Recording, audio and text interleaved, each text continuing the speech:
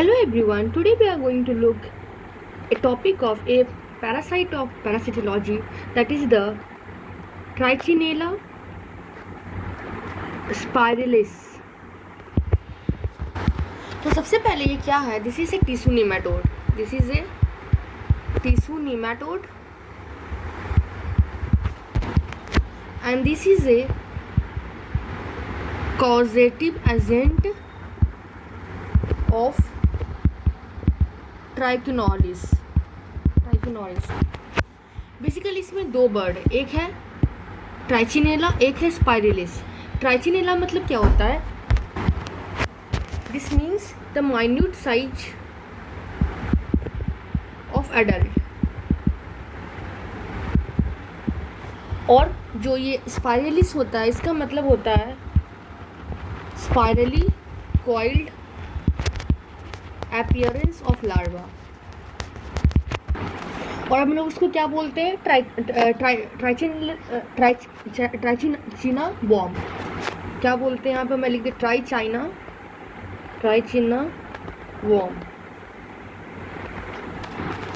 उसके बाद अगर हम लोग ट्राइचिना स्पाइरलिस की बात करते हैं, ठीक है ना. सबसे पहले क्या है? एक टिश्यू नेमाटोड है. ये क्या करवाता है? ट्राइकोनोसिस. ठीक है. अब उसके बाद ये क्या है? इसका जो ट्राइचिनेला जो नेम है, उसका मतलब होता है माइन्यूट साइज ऑफ एडल्ट. ठीक है ना. और जो स्पाइरलिस है, उसका मतलब स्पाइरली कॉइल्ड अपीयरेंस. किसका? लार्वा का. Of larva in muscle. दो चीज़ है, माइन्यूट साइज ऑफ एडल्ट और spirally coiled appearance of larva in muscle. ठीक है. और इसको हम लोग बोलते हैं ट्राइचिनेला बॉम्ब. अब हम लोग उसकी हैबिटेट की बात करते हैं कि रहता आखिर कहाँ है. तो जो अगर हम लोग हैबिटेट की बात करते हैं, तो इसमें जो हैबिटेट होता है तो एडल्ट वॉर्म होता है. ठीक है ना. ये कहाँ पे रहता है? दिस लीव डीपली बरीड इन, कहाँ पे? Mucosa of small intestine. Mucosa of small intestine में रहता है. कौन सा? Adult worm. ठीक है ना. स्मॉल इंटेस्टाइन मतलब ड्यूओडेनम, जेजुनम. और ये बहुत सारे में मिलता है, ऐसे पिग्स में मिलता है, डियर में मिलता है, रैट में मिलता है, मैन में मिलता है, ह्यूमन बीइंग में. ये कहाँ पे रहता है? Basically mucosa of small intestine में. उसके बाद जो इंसिस्टेड लार्वा होता है, insisted larva, this is present in striated muscle. This is present in a striated muscle of this host. In host के striated muscles में रहते हैं. और इनका no free living stages, कोई भी free living stages नहीं होता है. तो याद रखेंगे कि इसका कोई भी free living form, free living stage इसका नहीं मिलता है. किसका? ट्राइचिनेला स्पाइरलिस का. उसके बाद अगर हम मॉर्फोलॉजी देखते हैं, ठीक है. हैबिटेट का हमने बोला कि हाँ स्ट्रेटेड मसल में रहता है. उसके बाद म्यूकोसा ऑफ स्मॉल इंटेस्टाइन में रहता है. अगर फिर मॉर्फोलॉजी की बात करते हैं, तो जो इसका जो एडल्ट फॉर्म होता है, जो एडल्ट ट्राइचिनेला स्पाइरलिस होता है, ठीक है ना, एडल्ट वाला क्या होता है? स्मॉल वाइट वर्म होता है. ठीक है. And this is visible to naked eye. और ये सबसे छोटा निमेटोडा था. ये इंपॉर्टेंट है. विजिबल टू नेकेड आई है, स्मॉल वाइट वर्म है, visible to naked eye, but ये सबसे छोटा. It is the smallest nematode जो कि इन्फेक्ट करता हो ह्यूमन बींग्स को. उसके बाद जो ट्राइचिनेला स्पाइरलिस है, उसमें क्या होता है? जो फीमेल होती है वो ज़्यादा बड़ी होती है. बेसिकली मतलब ज़्यादा, आई मीन टू से ट्वाइस होती है एज कम्पेरिजन टू मेल. उसके बाद अगर हम ट्राइचिनेला स्पाइरलिस की बात करते हैं, तो इसका जो एंटीरियर हाफ है, एंटीरियर हाफ जो बॉडी है, वो क्या होता है? Basically let me show you figure. Anterior half of the body, ठीक है ना, ये बेसिकली क्या होता है? दिस इज थिन होता है और पॉइंटेड होता है. ओके. Thin pointed. उसके बाद क्या है? This is well adapted for burrowing into, इसमें म्यूकोसल एपिथेलियम में. ये हो गया एंटीरियर हाफ. उसके बाद अगर हम लोग posterior half of the body बोलते हैं, पोस्टीरियर हाफ बॉडी, तो जो पोस्टीरियर हाफ की बॉडी की बात करेंगे तो जो बेसिकली जो मेल होते हैं ना, ये आप समझो, बरोइंग मतलब कि बिल खोदना, not in the soil, it is in the of course mucosal epithelium, ठीक है ना, क्योंकि स्मॉल इंटेस्टाइन में रहते हैं अडल्ट वर्म, ठीक है ना, इसीलिए। अब posterior half of the body की बात करेंगे तो इसमें जो मेल होते हैं ना, उनके पास होता है पेयर शेप्ड क्लैस्पिंग पैपिला, ठीक है ना, जिसको हम लोग एक और बोलते हैं क्लैस्पर्स, ठीक है ना, जो मतलब यहाँ पे ओरल ऑरिफिक्स होता होगा, there is the oral cloacal orifice होता होगा, ठीक है ना, और हर एक एक साइड में दो, ये और ये, दिस टू आर क्लैस्पर्स, ठीक है ना, ये वाला और ये वाला, this is what claspers every. और ये किसके लिए होता है? This is to hold female worm during mating. उसके बाद जो फीमेल वर्म होते हैं वो कैसे होते हैं? विवी पैरस होते हैं, विवी पैरस। और ये क्या करते हैं? डिस्चार्ज करते हैं लार्वा को इंस्टेड ऑफ एग्स, ठीक है ना। ये लार्वा डिस्चार्ज कर देते हैं, एक डिस्चार्ज नहीं करते हैं। तो हम समझ गए interior half of body, posterior half of body, सब कुछ। उसके बाद अगर हम लोग लाइफ स्पैन की बात करेंगे तो लाइफ स्पैन जो होता है एडल्ट वर्म का वो बहुत कम होता है, दैट इज़ वेरी शॉर्ट। और इसमें एक और खासियत है कि जो मेल वर्म होते हैं, मेल वर्म्स, वो तुरंत मर जाते हैं। कब मर जाते हैं? जैसे हमने पढ़ा था ना कि जो हनी बी होते हैं, है ना, उसकी जो मेल होते हैं, मेल हनी बी कॉपुलेट करने के बाद उनकी डेथ हो जाती है। उसी तरह यहाँ पे भी जो मेल एडल्ट वर्म है, ठीक है ना, वो मर जाते हैं, they dies soon after fertilising the female. और उसके बाद इसके बाद क्या होता है? जो फीमेल तो मर गए, और फीमेल जो होता है कब मरते हैं? They die after 4 week to 4 month, ठीक है ना। और यही टाइम होता है जो कि लार्वा को, मतलब this is because this is a time required, that is for the discharging of larva. This is the time required for discharging the larva. अब हम लोग देखते हैं लार्वा।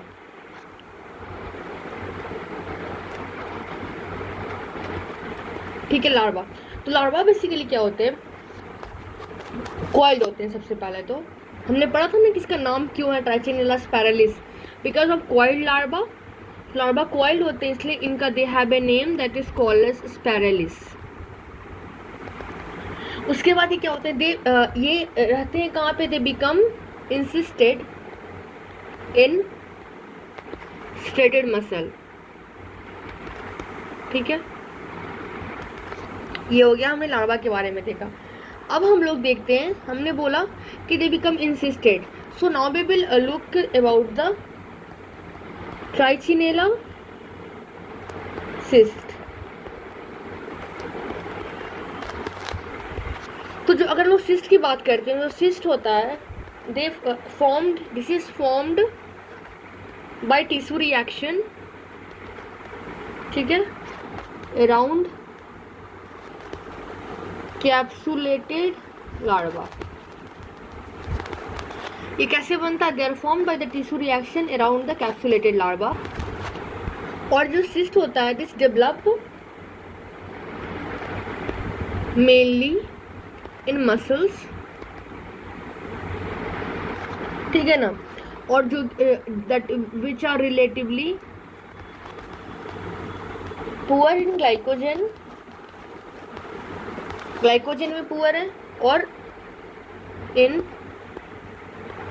हाइपोक्सिक कंडीशन या फिर इन्वायरमेंट। इसीलिए क्या होता है, ठीक है ना। ट्राइचिनेला सिस्ट के बारे में क्या देखा? सिस्ट जो होते हैं कैसे बनते हैं? By tissue reaction. किसके अराउंड? कैप्सुलेटेड लार्वा के अराउंड, ठीक है ना। ये कहाँ पे बनते हैं? मसल्स में, ठीक है ना। कौन सी, मतलब मसल में पुअर इन ग्लाइकोजन है, और इन हाइपोक्सिक मतलब कि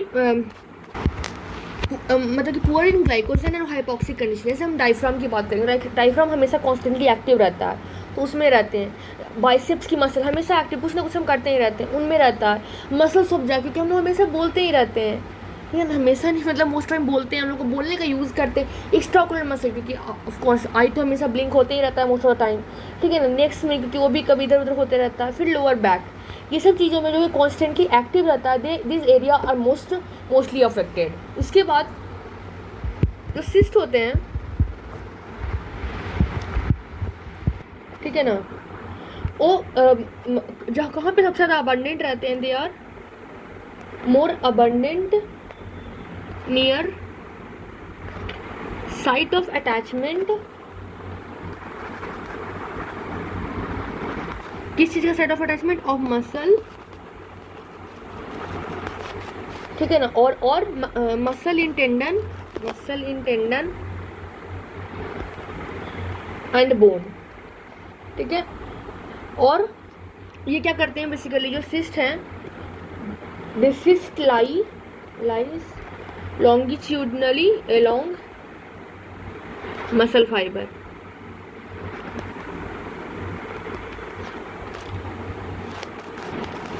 और हमने इतना जगह बोला, जैसे मसल्स ऑफ बाइसेप्स से भी बोला, तो जो हम बायोप्सी अगर करते हैं, अगर किसी केसेस में बायोप्सी करना होता है कि अच्छा इसको, ऐसा रेयर कंडीशन होता है, बट अगर किसी को बायोप्सी करते हैं टाइचिनेला स्पाइरलिस का, उसको इन्फेक्टिव है कि नहीं, तो be try to take deltoid muscle, ठीक है। और ये लार्वा रहता है ना, वो इन्फेक्टिव रहता है, मतलब सिस्ट के अंदर ही बहुत दिनों तक रहता है और वहाँ पे इन्फेक्टिव रहता है। और मतलब कि बहुत अलग, फिर बहुत दिनों के बाद तो कैल्सिफाइड हो जाता है, उसके बाद डेथ कर जाता है। This is the story. Look, this is the insisted, ये सिस्ट हो गया, ये वाला पार्ट, ठीक है ना। And this is the encystment यहाँ पे, दिस वन, और ये मसल्स में है और टिश्यू रिएक्शन के कारण होता है। तो दिस इज द डायग्राम। अब हम इसकी लाइफ साइकिल देखेंगे, और सबसे इम्पॉर्टेंट लाइफ साइकिल ही होती है पैरासाइट के लिए। तो let's look the life cycle.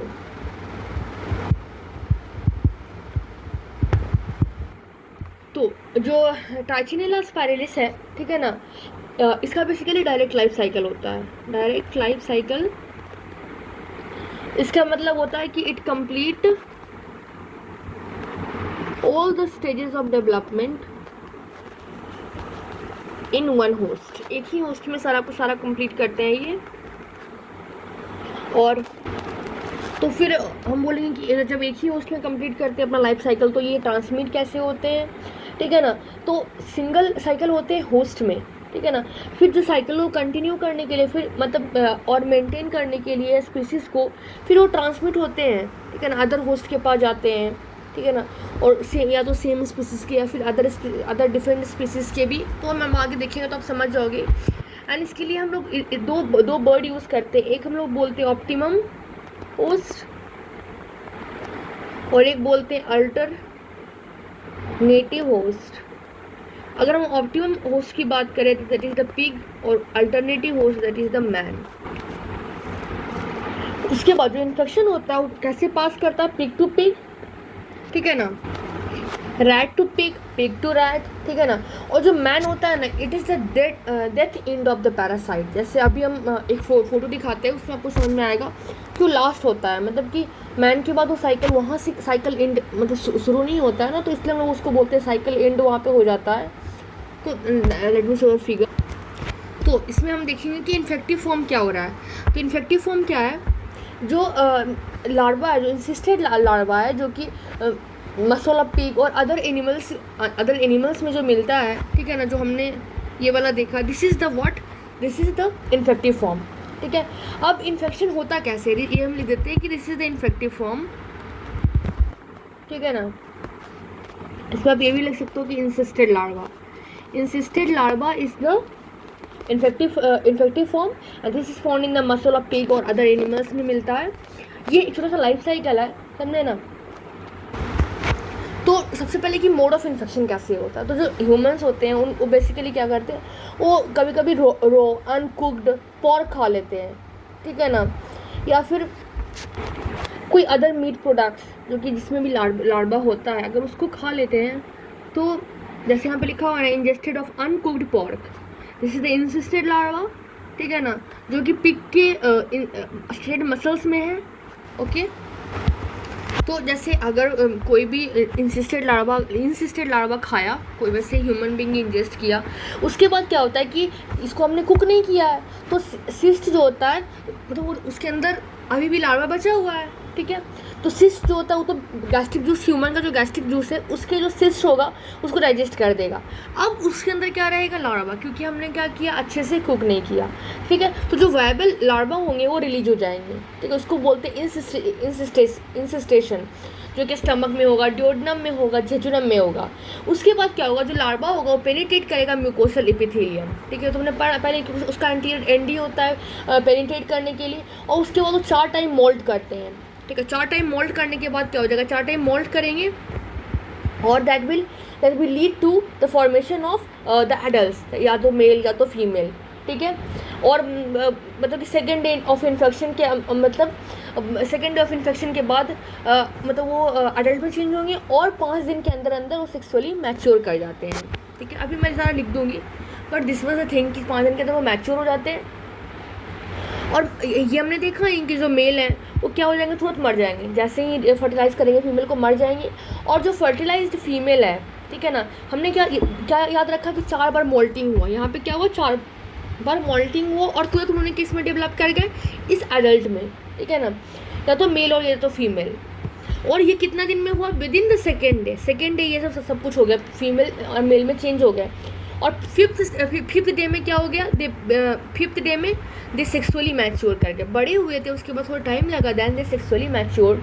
उसके बाद जब सेक्सुअली मैच्योर हो गया तो मेल ने फर्टिलाइजेशन किया फीमेल का, और उसके बाद मेल डाई कर गया, और फर्टिलाइजिंग फीमेल तुरंत, ठीक है ना, मोटाइल लार्वा ये कितने दिनों में दिया, 6th डे में, ठीक है, 6th डे ऑफ इन्फेक्शन उसने दे दिया। फिर उसके बाद क्या हुआ कि हमने बोला था कि जो फीमेल होती है उनकी जो लाइफ स्पैन होती है 4 वीक टू 4 मंथ्स होती है। तो लार्वा जो होते हैं कंटिन्यूसली डिस्चार्ज होते रहते हैं, ठीक है, पूरे के पूरे लाइफ स्पैन में। और हर एक फीमेल कितना लार्वा देते हैं, they give up till 1000 of larva. तो आप समझ सकते हो कितना ज़्यादा हो गया, 1000 ऑफ लार्वा। अब ये लार्वा क्या करेंगे, वो एंटर करेंगे कहाँ पे, इंटेस्टाइनल लिम्फेटिक में, मेसेंट्रिक वेन्यूल्स में, और उसके अलग अलग पार्ट्स में। किससे ये इंपॉर्टेंट है कि इंटेस्टाइनल लिम्फेटिक्स से जाते हैं, दे गो थ्रू इंटेस्टाइनल लिम्फेटिक्स, और किससे जाते हैं, मेसेंट्रिक वेन्यूल से जाते हैं, और अलग अलग डिफरेंट पार्ट्स ऑफ बॉडी में सर्कुलेट करते हैं। और सर्कुलेट करने के बाद डिपॉजिट कहाँ पे होते हैं, मसल्स में, सेंट्रल नर्वस सिस्टम में और अदर साइड पे, ठीक है। और लार्वा जो आते हैं मर जाते हैं मोस्ट अदर सिचुएशंस में, सिर्फ कहाँ पे बचते हैं, एक्सेप्ट द स्केलेटल मसल, क्योंकि देखो हम लोग सब जगह लिखे हैं स्टेटेड मसल, तो सब जगह मर जाते हैं एक्सेप्ट कहाँ पे, एक्सेप्ट स्केलेटल मसल, ठीक है ना। डिपॉजिट कहाँ पे होता है, मसल्स में, सेंट्रल नर्वस सिस्टम में, अदर साइड्स पे, ठीक है। उसके बाद अभी जो डिपोजिशन हुआ है, डिपोजिशन कितने वीक में होते हैं, ठीक है ना, मतलब कि जब जैसे वो ट्रैवल किया, ठीक है ना, उसके बाद आया मसल्स में, सेंट्रल नर्वस सिस्टम में, उसके बाद स्केलेटल मसल में, मतलब आई मीन टू से कि जैसे कोई भी लार्वा आया इंटेस्टाइनल लिम्फेटिक्स के थ्रू, मेसेंट्रिक वेन्यूल्स के थ्रू, उसके बाद वो ट्रांसपोर्ट हुआ सर्कुलेशन में, और वो जब बहुत सब जगह पे डिपॉजिट होते हैं, मसल्स पे, सेंट्रल नर्वस सिस्टम पे और अदर साइड पे, बट लार्वा मर जाते हैं अदर सिचुएशंस में, ठीक है ना। सिर्फ और सिर्फ स्केलेटल मसल ऐसा जगह है जहाँ पे वो ग्रो कर पाते हैं। अब I hope you get it. उसके बाद जो लार्वा होते हैं उनका डिपोजिशन कब होता है, ठीक है ना, सेकेंड वीक ऑफ इन्फेक्शन में डिपोजिशन हुआ है मसल में, और उसके बाद लार्वा का डेवलपमेंट ही चलता है, ठीक है ना, नेक्स्ट 3 to 4 वीक्स में, ठीक है। और फिर 20 दिनों के अंदर आफ्टर एंटरिंग द मसल, और फिर से लार्वा ये जो इंसिस्टमेंट हुआ ये कितने दिन के बाद हुआ, 20 डेज के बाद, ठीक है। और कोई भी एक मसल जो कैरी करती है इस इंसिस्टमेंट को, सिस्ट को, हम लोग उसको क्या बोलते हैं, they are called as nerve cell,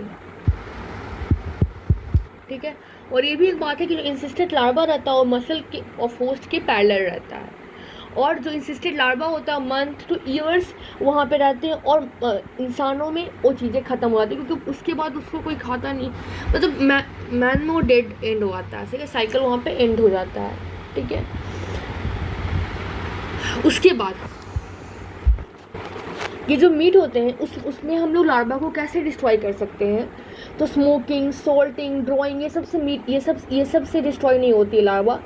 अगर हम लोग प्रोलॉन्ग उसको फ्रीजिंग कर रहे हैं, ठीक है ना, तो अगर नॉर्मल फ्रीजर पे 20 डे, और अगर -20 डिग्री सेल्सियस पे है तो 3 डे, तब डिकंटामिनेटेड होते हैं फिशेस, ठीक है। देखो आप देख सकते हो लाइफ साइकिल, ठीक है ना। तो इसमें जैसे मैंने जो बोला था कि जो इंसान है, मैन, ये इन्फेक्शन को एक्वायर करता है कैसे? बाय ईटिंग रॉ या फिर अनकुक्ड पोर्क को, ठीक है ना, या फिर अदर मीट प्रोडक्ट्स को। उसके बाद जब ये मीट खाते हैं मतलब एडिक्वेट विदाउट एडिक्वेट कुकिंग, तो पहले गैस्ट्रिटिस को डाइजेस्ट कर देता है, ठीक है ना। उसके बाद वायबल लार्वा निकल जाता है, इंसिस्टेशन हुआ आता है स्टमक में, डियोडनम में, जेजुनम में। उसके बाद वो पेनिट्रेट करता है म्यूकोसल एपिथेलियम को और मोल्ट करता है 4 बार, ठीक है ना। और मेल या फीमेल निकलते हैं सेकेंड डे ऑफ इन्फेक्शन से, और 5th डे में वो सेक्सुअली मैच्योर हो आते हैं। मेल तो मर जाते हैं तुरंत फर्टिलाइजेशन करने के बाद, और जो फर्टिलाइज फीमेल है वो रिलीज करने लगती है मोटाइल लार्वा कितने by the 6th day of infection. उसके बाद लार्वा जो होते हैं कंटिन्यू टू बी डिस्चार्ज, कब तक? Remaining part of the life span, पूरा का पूरा फीमेल बर्म, जो कि रेंज करता है 4 वीक टू 4 मंथ। और जो फीमेल होते हैं, ठीक है ना, वो बर्थ देते हैं कितने 1000 ऑफ लार्वा तक। और ये लार्वा जो होते हैं इंटर करते हैं इंटेस्टाइनल लिम्फेटिक्स में या मेजेंट्रिक वेन्यूल्स में, और ट्रांसपोर्ट होते हैं circulation to different part of body. ये मसल्स में, CNS में, अदर साइड में डिपॉजिट होते हैं, बट लार्वा उन सिचुएशन में मर जाते हैं स्केलेटल मसल को छोड़ करके। उसके बाद जो मसल्स में डिपोजिशन होते हैं वो basically second week of infection से शुरू हो जाता है, ओके। और 3 से 4 वीक में लार्वा डेवलपमेंट होता है, और 20 दिन में क्या होते हैं उसमें इंसिस्टमेंट हो आता है, इसको बोलते हैं नर्स सेल, ठीक है। ये चीज़ें थी।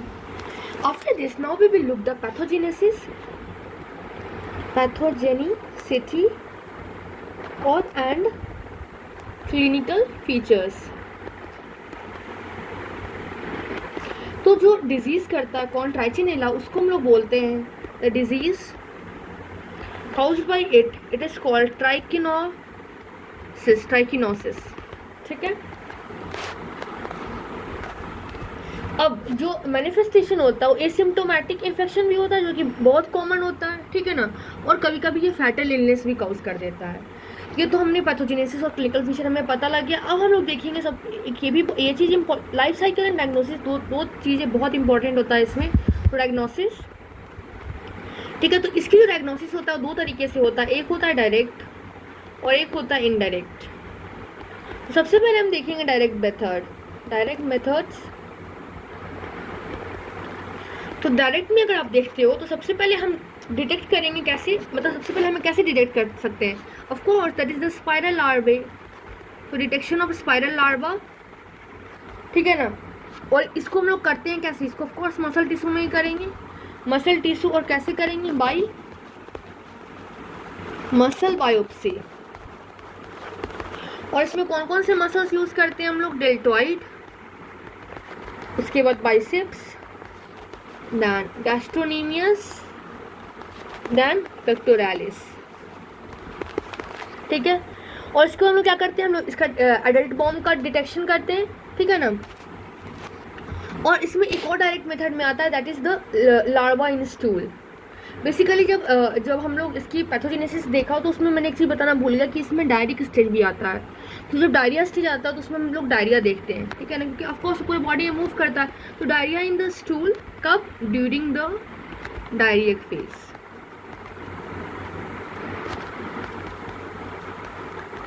उसके बाद हम देखते हैं जीनो डायग्नोसिस। एक तो ये देख लिया हमने। अब है जीनो डायग्नोसिस।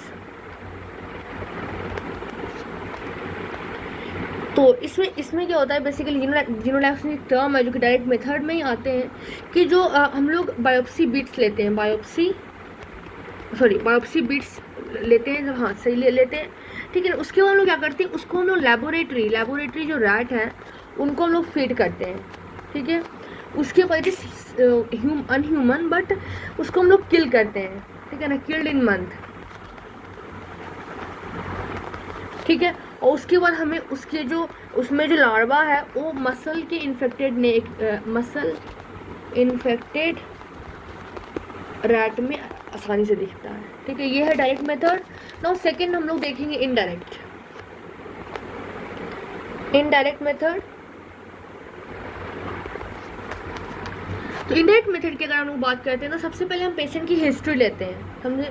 तो हिस्ट्री इसमें क्या रहेगा, हिस्ट्री में बेसिकली हमें मिलेगा कंजप्शन, मतलब पूछेंगे भी कंजप्शन ऑफ रॉ या फिर इन रॉ मतलब या फिर इनएडिक्वेटली कुक्ड, ठीक है ना, या फिर प्रोसेस्ड पॉर्क, ओके। और ये बेसिकली कितने दिन पहले अबाउट 2 वीक्स अर्लियर खाया इन्होंने। और उसके बाद हमें मिलेगा there is the recent episode of, there are recent episodes of gastroenteritis, ठीक है। उसके बाद अगर हम लोग फिर ब्लड की देखेंगे तो ब्लड के एग्जामिनेशन में हमें क्या मिलेगा, there one thing will be visible that is called as यूजिनोफिलिया।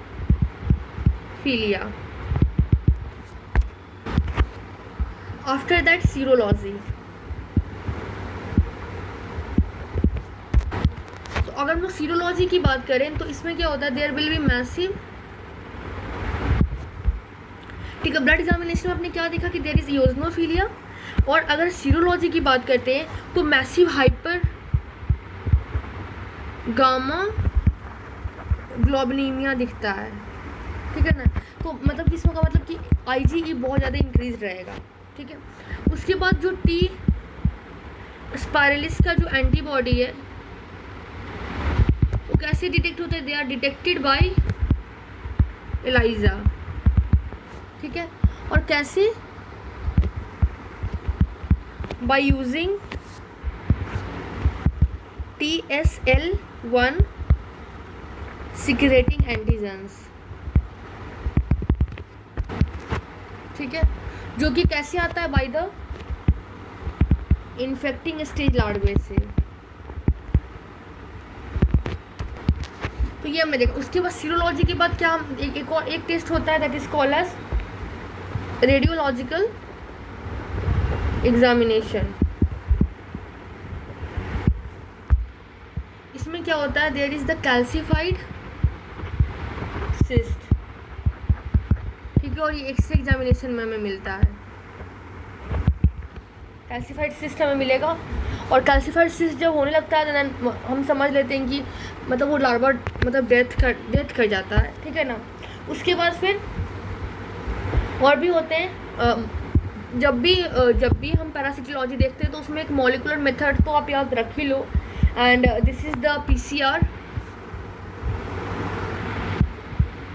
ठीक है ना, ट्राइचिनेला के लिए। और अगर हम लोग ट्रीटमेंट की बात करते हैं, अब हम लोग ट्रीटमेंट देखते हैं, ट्रीटमेंट तो इसमें एक होता है माइल्ड केसेस, ठीक है ना, एक होता है मॉडरेट और एक होता है सीवियर। तो अगर हम लोग माइल्ड केस की बात करते हैं तो माइल्ड केस में हम लोग क्या करते हैं, देयर इज सपोर्टिंग ट्रीटमेंट, ठीक है ना, जिसमें हम लोग क्या करते हैं, this is consisting of bed rest, then analgesic, after that antipyretics, okay. और अगर हम लोग मॉडरेट केस की बात करते हैं तो इसमें होता है एल्बेंडाजोल, जो कि होता है 400 mg, ठीक है ना। और अच्छा BID मीन्स 20 से day means twice a day, ठीक है ना। और ये कितने दिन के लिए, फॉर 8 डेज। या फिर हम लोग यूज़ करते हैं कौन सा, mebendazole, and this is 200 to 400 milligram, that is the thrice a day, and this is for 3 days। और उसके बाद हम लोग इन पेशेंट्स को देते हैं 400 mg thrice 1 day for 8 days, ठीक है। और अगर सीवियर केसेस है, ठीक है ना, तो इसमें हम लोग क्या देते हैं, वी गिव द ग्लूकोकॉर्टिकॉइड्स देते हैं, जैसे एग्जाम्पल प्रेडनिसोल, ठीक है ना। और किसमें एल्बेंडाजोल, मेबेंडाजोल इसमें मिक्स करके, ठीक है। और जो एल्बेंडाजोल है, मेबेंडाजोल और जितने भी इंट्रिक स्टेज ऑफ पैरासाइट में बहुत ज़्यादा मतलब एक्टिव होते हैं, ठीक है ना। और बट इंसिस्टेड लार्वा में उतना पता नहीं मतलब उतना इफेक्टिव है कि नहीं वो अभी पता नहीं हुआ है ठीक से। और ठीक है, और डायग्नोसिस में और भी कुछ टर्म आप दे पढ़ सकते हो जाकर, जैसे एक होता है बैचमैन इंट्राडर्मल टेस्ट, ठीक है ना, वो एंटीवायरस को डिटेक्ट करने के लिए होते हैं। तो ये सब और भी होता है बेंटोनाइन फ्लोकुलेशन टेस्ट। उसके बाद प्रोफाइलैक्सिस, ठीक है। इसमें क्या होगा कि हमें प्रॉपर कुकिंग करना पड़ेगा पोर्क का, there should be proper cooking of pork, ठीक है, और अदर मीट को भी, जिससे कि हमें लगता है कि इन्फेक्शन होने के चांसेस हैं। और सबसे इम्पॉर्टेंट मेथड दैट इज़ हमें प्रैक्टिकल मतलब पिग्स को रॉ गार्बेज को मतलब खाना मतलब उसको रोकना होगा, ठीक है। और जो भी पिग फार्म्स है उनमें जो रैट्स हैं उनको हम लोग देख सकते हैं कि मतलब उनमें इन्फेक्शन हुआ है कि नहीं, ताकि वो स्प्रेड ऑफ इन्फेक्शन से बचाएगा। तो this was about Trichinella spiralis. Thank you everyone.